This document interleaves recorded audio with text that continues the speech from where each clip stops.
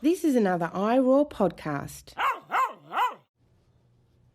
This was actually a really good week. Welcome back to Wildly Rejected, aka Becoming the Bison. If you're new here, the idea behind this challenge is simple. Instead of running away from rejection, I'm heading straight into the storm like a bison. The goal is 1,000 rejections, inspired by Gabby Carr's challenge. Because somewhere hidden inside all the no's are yeses, unexpected opportunities, and lessons I would have never found otherwise. This week was quiet, very quiet. In fact, my one and only official submission was a pet portrait competition, just one. But before we get into that, I want to share something that happened after last week's update.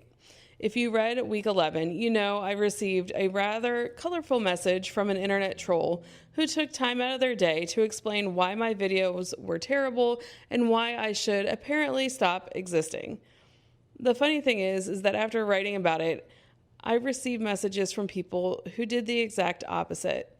Marble left a comment on Substack that simply said, "I'm so sorry a troll found their way to you. Keep on going. I love your work and energy so much." Then Amy from Grounded in Maine podcast sent me a private message and some encouraging thoughts and even a video she thought would cheer me up. Both were incredibly kind, and it reminded me of something important. Words matter. It takes almost no effort to leave a cruel comment, but it also takes very little effort to encourage someone. A few sentences can ruin someone's day, and a few sentences can also completely turn it around. The internet often makes us forget that there is a real person on the other side of the screen, but this week reminded me that taking a moment to encourage someone can genuinely make a difference. So, thank you, Marble, and thank you, Amy. You probably have no idea how much these messages meant to me this week. On to this week's submissions, submission. This week's lone submission was for the Trekell. I hope I'm pronouncing that correctly. It's Trekell, and it's their pet portrait competition. Every year, they host a competition using a specific art board. It's a wood panel, and I believe every year the shape is a little bit different. Now, pet portraits, Pet portraits they're my bread and butter. It's actually how I fell in love with watercolor almost 7 years ago. I signed up for an online class on how to paint your dog because I wanted to paint my nephew dog Gary as a birthday gift for my brother. And that class changed everything. It was the first time I realized, I don't actually have to paint animals in realistic colors. And it kind of opened up the doorway to painting, that not focusing on getting the colors exactly right just helped me to start painting to begin with and has led me down this incredible path. So it sounds obvious now, but at the time it completely shifted how I approach art. And that little realization opened the door to experimentation, creativity, and eventually hundreds of pet portraits over the years. Now, this competition was different. While I've painted plenty of pets before, I've never painted on wood. And because I'm currently in Key West and I don't have my normal art supplies, the best medium available to me was gouache. And I had magenta, yellow, and cyan, that really pretty light blue, and black and white. That was it. 5 colors, which led to a very reasonable plan. Paint on a surface I've never painted on before. Use a medium I've never completed a full project with before. What could possibly go wrong? To make the wood usable, I had to coat it with a grounding medium so that the paint would actually stick. Then I decided to paint our Chihuahua, Soka.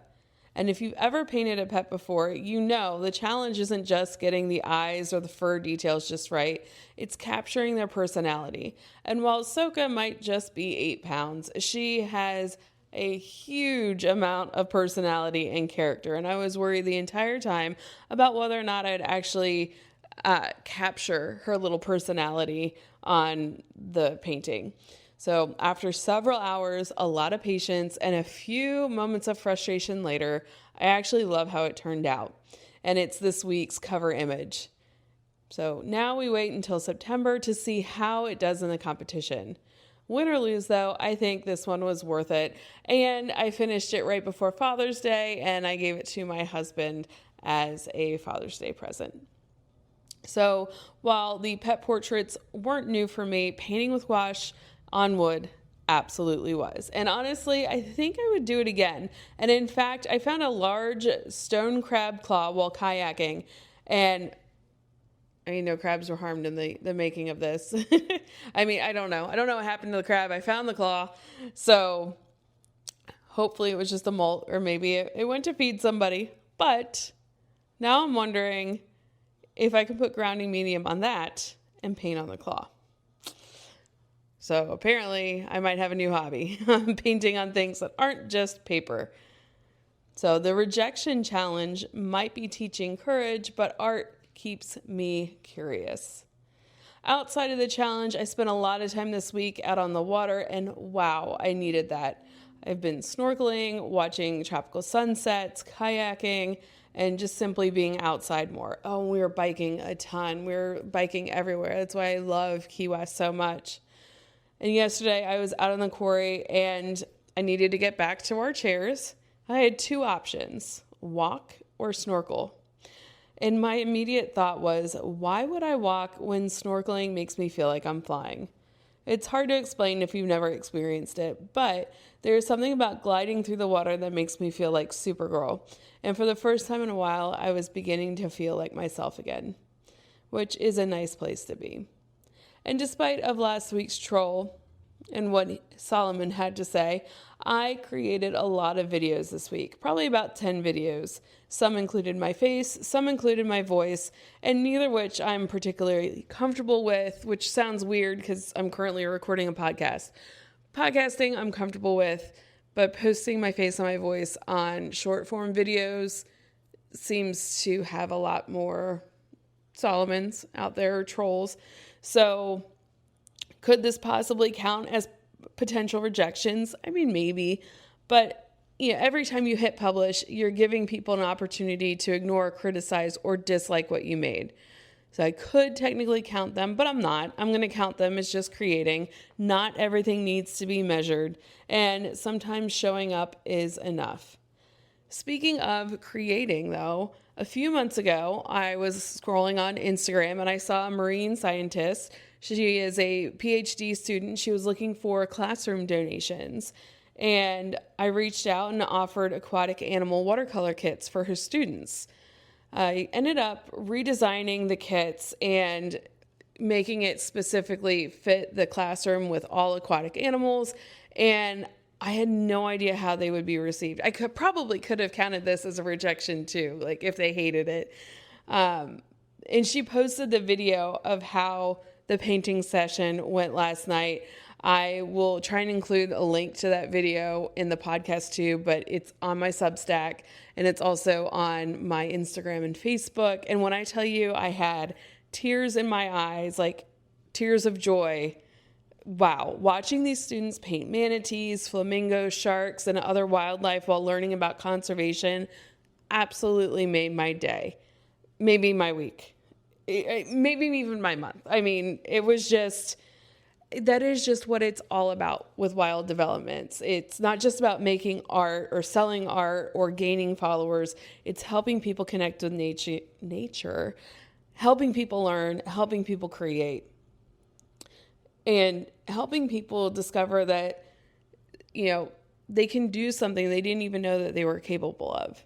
And seeing those kids smiling while they're painting wildlife, it was one of those rare moments where all the effort suddenly makes sense. All the hours, revisions, failed ideas, tweaking, experiments, uncertainty, for a moment you get to see that impact. And it was worth every bit. And as for the challenge itself, the tracker now sits at 137 total asks, 32 acceptances, 34 rejections, and 71 still pending.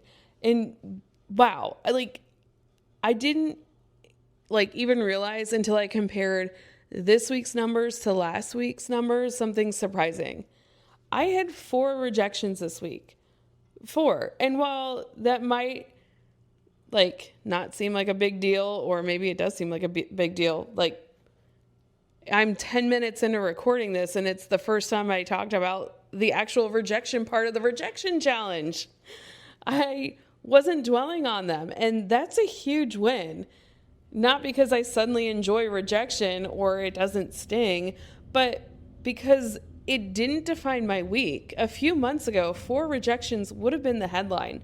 They would have been the story I told myself, and they would have been the thing that I focused on. Instead, when I look back on this week, I think about painting soca on wood with gouache for the first time.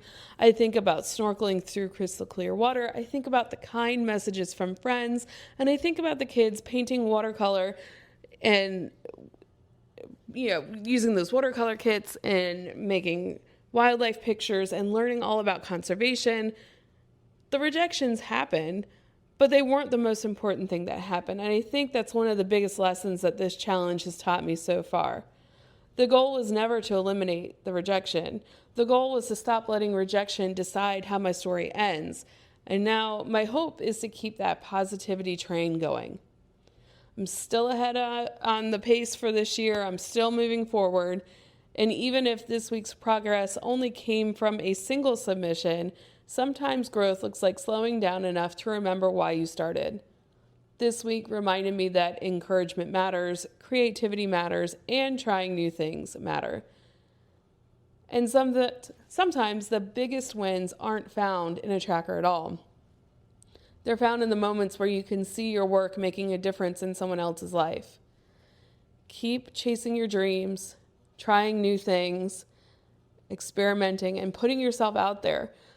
A little progress every day adds up faster than you think. One day you'll look back and realize that those tiny steps were actually taking you somewhere. Thank you for joining me for another week of 1000 Rejection Challenge, aka Wildly Rejected, aka Becoming the Bison.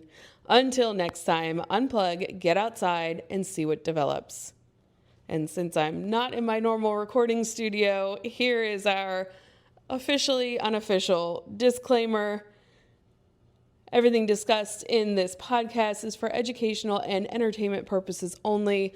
Whether you are trying a new art technique, exploring the outdoors, or taking on your own rejection challenge, please use common sense, follow the laws and safety guidelines, and take responsibility for your own decisions. Stay safe and stay wild. For more great iRaw podcasts, visit irawpod.com. That's IROARPOD.com.